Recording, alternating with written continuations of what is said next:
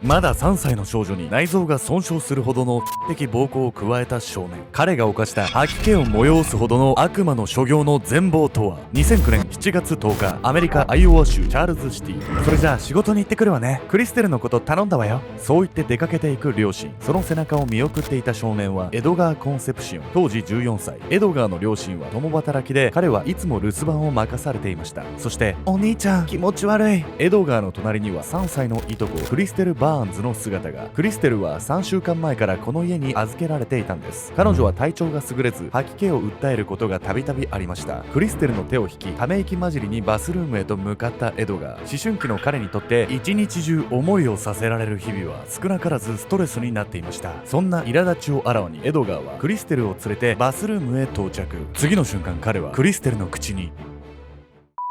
をねじ込んだんです。まだ3歳のいとこに対しおぞましい性的暴行を働いた少年。まだ幼い少年だとしても到底許されることはない恐ろしい犯行の全貌とは。彼を強行に駆り立てたのは現代社会にあふれる過剰な快楽だったんです。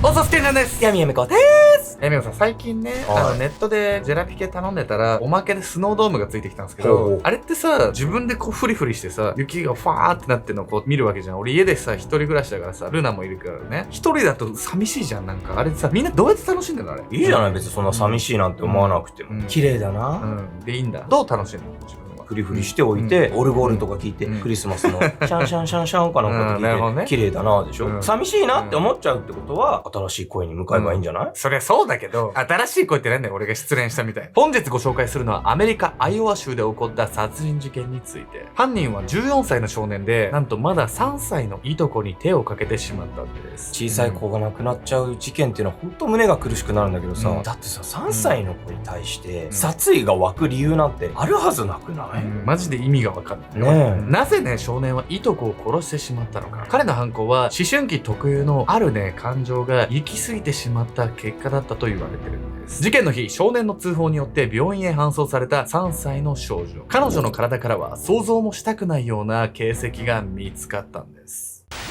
遺体に隠された真相。2009年7月10日、アメリカアイオワ州チャールズシティ。すいません、いとこの様子がおかしいんです。泣き出しそうな声で緊急電話番号911に通報してきたのはまだ幼い少年。オペレーターはひとまず少年を落ち着かせ、詳しい状況の説明を促します。すると少年は3歳のいとこが目を閉じたまま動かなくなり、唇も紫になっていると説明。緊急事態を察したオペレーターは急いで救急隊の手配をしたんです。救急隊が現場に到着すると、そこでは若い女性がぐったりした様子の少女を抱え、必死に呼びかけていました。クリステル、クリステル。その隣には涙目で少女を見つめる中学生くらいの少年が。少女はその後病院へ搬送されますが、残念ながら帰らぬ人になってしまったんです。亡くなった少女は当時まだ3歳のクリステル・バーンズ。彼女の突然の死に家族は悲しみに暮れていました。一方で泣き崩れる家族に深刻な様子で歩み寄る警察。大変申しにくいのですが、少しお話をお聞かせ願えませんでしょうか。警察がそう申し出たのは、少女クリステルの死に事件性が疑われていたため。実は搬送されたクリステルには的暴行の形跡があったんです。肝臓に裂傷、小腸には穴が開いている状態。彼女は故意に異物を突っ込みでもしない限り考えられないような重傷を負っていたんです。ちょっともうほんと初めからすっごいきつい内容よね。これをやったのが救急車が来た時にいたあの少年っていうことなの？そうなんです。犯人はね、紛れもなくあの少年だったんです。警察が事情聴取を行うと、救急隊が到着した際にクリステルを抱いていた若い女性は次のように話しました。自分の部屋にいたら弟がクリステルを運んできたんです。それですぐに911に電話をかけるように言いました。女性の言う弟とは当時14歳のエドガー・コンセプシオン。救急隊の到着時、クリステルや姉と一緒にいたあの少年でした。女性の話で状況を察した警察は続けてエドガーを事情聴取。すると彼は最初こそ戸惑った様子を見せていましたが、話を続けるうち確かにこう言ったんです。僕がクリステルを殺しました。こうしてまだ14歳の少年が殺人容疑で逮捕されることに。ちょっと信じたくないわよね。家族の目を盗んでさ、3歳の女の子にいやらしいことしてたっていう事実もそうだし、女の子の傷つき方がひどすぎてもう、実はエドガーにはね、以前からちょっと歪んだ的思考っていうのがあったんですよ。きっかけはね、皆さんの日常にも潜むあれだったんです。性の目覚め。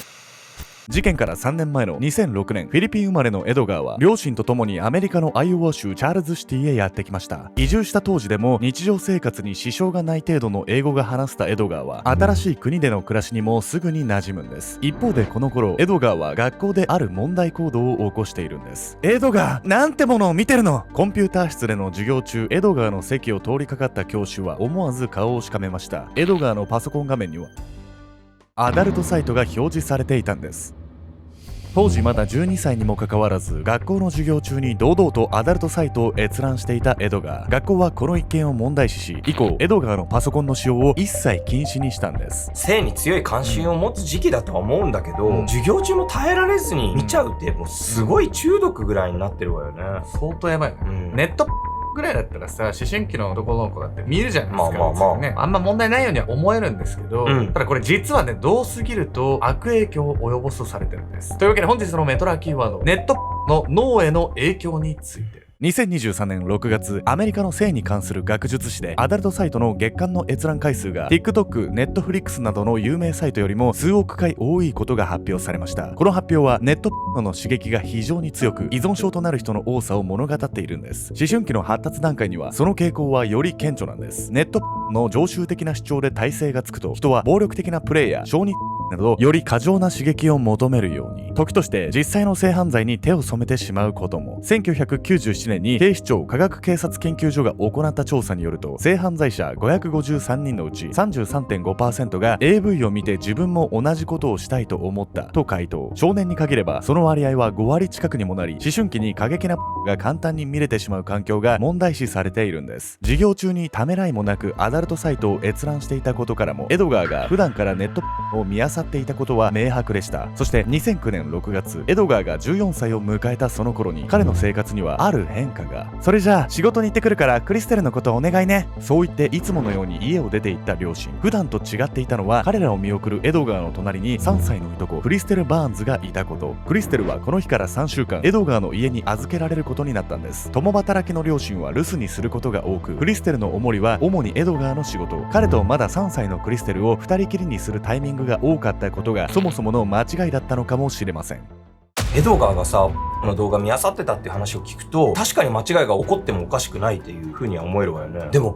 見てたってだけでさ、普通小さい子にこんな変なことするようにはならないじゃない。僕らのね、そういう認識も含めてのね、その影響っていうのがまだまだ甘く見積もられてんじゃねえかなと思いますよね。ここからのね、犯行内容は人によっては目をね、背けたくなるようなものかもしれません。この少年の犯行はですね、欲望はね、時として人の良心を奪ってしまうっていうことを意味していたんです。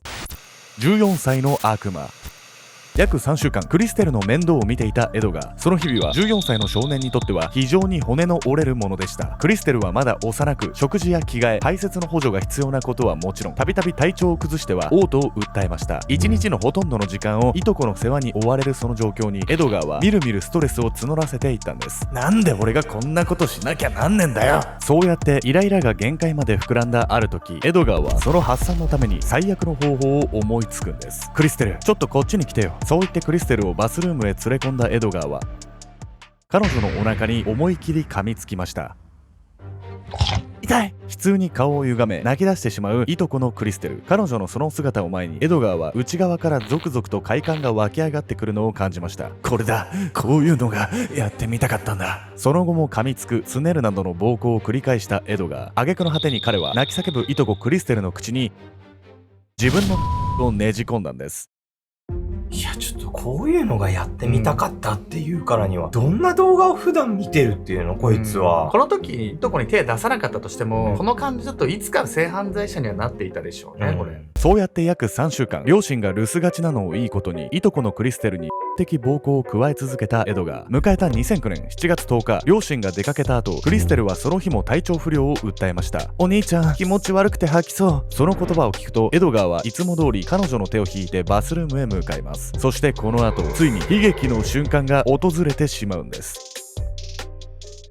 たく、毎日臭いし汚いし本当にイラつくぜ。クリステルの吐砂物を処理しながらエドガーは奥歯を噛みしめる。そのどす黒い感情が湧き出すたび、頭をよぎるのは自分に凌辱され苦しそうに泣き叫ぶクリステルの顔。この上ない快楽を味わえるその瞬間をエドガーは思い浮かべていた。いつも俺を困らせやがって。興奮を抑えきれない様子でクリステルの方へ向き直ったエドガーはこの3週間してきたのと同じように彼女の顎に思い切り噛みついた。痛いよ。クリステルが泣き始めるとエドガーの苛立ちは次第に引いていき、ゾクゾクとしたあの感覚が湧き上がってくる。エドガーは続けてクリステルの口に自分のそれを押し込むと、苦しみもだえる彼女のへ手を伸ばす。何度も繰り返されてきたその行為にクリステルもいつからか抵抗しなくなっていた。そのはずだった。しかしこの日のクリステルはおとなしくエドガーに従っていたこれまでとは違っていた。声を張り上げて泣き叫び、エドガーの体を押しのけようとするクリステル。黙れ、うるさいぞ。少女の少しの抵抗はエドガーの頭に完全に血を上らせてしまった。エドガーはクリステルにまたがり、その胸に強く体重を乗せる。そして彼はクリステルのか細い首筋に手を伸ばした。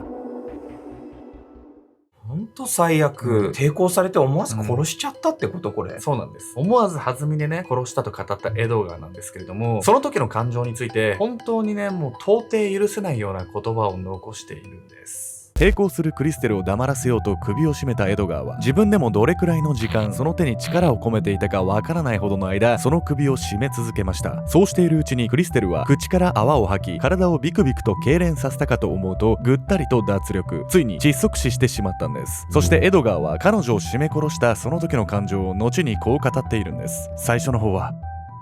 気持ちよかったんですけどね。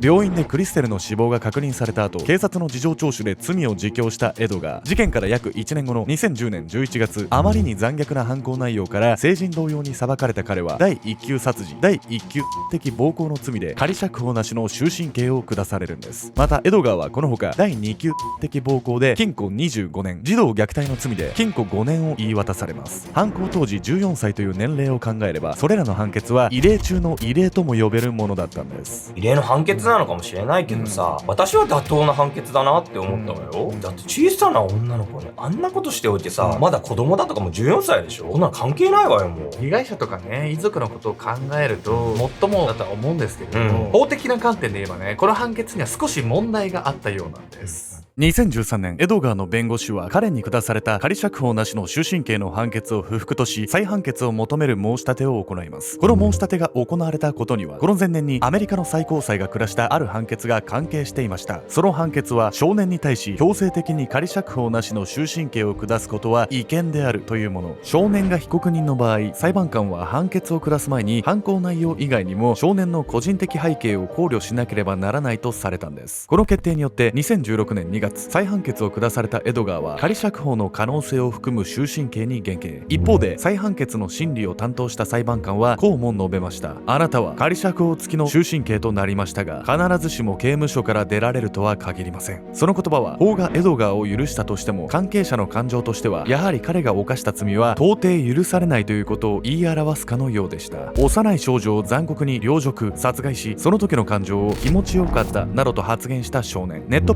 がエドガーにどれほどの影響を与えたかは定かではありませんが、その感情は過剰な刺激を追い求める日々の中でたどり着いたものなのかもしれません。思春期の少年がに触れること自体は至って普通のこと。問題は依存症になってしまい、現実離れした過激な行為に憧れを抱いてしまう点にあるんです。少年が依存症になってしまわないためにも、皆さんはどのような対策が必要だと思いますか？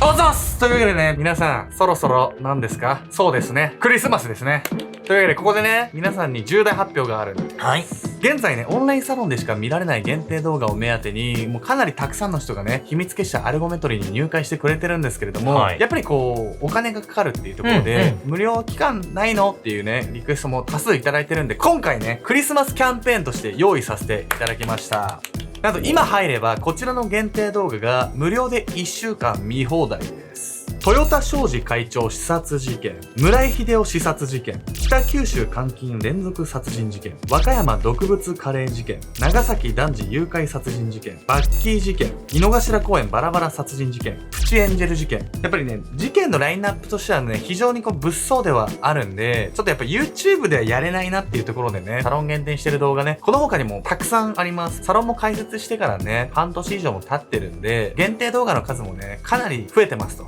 なので逆に今から見る方っていうのは、最初からいる方には申し訳ないんですけど、ちょっとね、お得にたくさんの動画見れたりするんで、今のうちにね、ぜひね、無料期間のうちにね、見ていただき、もしね、それでこう事件をね、より知っていきたいって方はね、継続して入会していただければとと思いますし、あとは普通のファンクラブと違ってね、この動画含めてサロンの収益っていうところで、いろいろ寄付させていただいてます。実績としてはね、能登半島だったりとか、あとは熊本のね、地震だったりっていうところで、ただ単に事件を上げるだけじゃなくて、それが間接的にも直接的にもね、貢献できればと思っておりますので、そういったところにも共感していただける方はね、ぜひね、秘密結社アルゴメトリーにね、ご参加いただければと思います。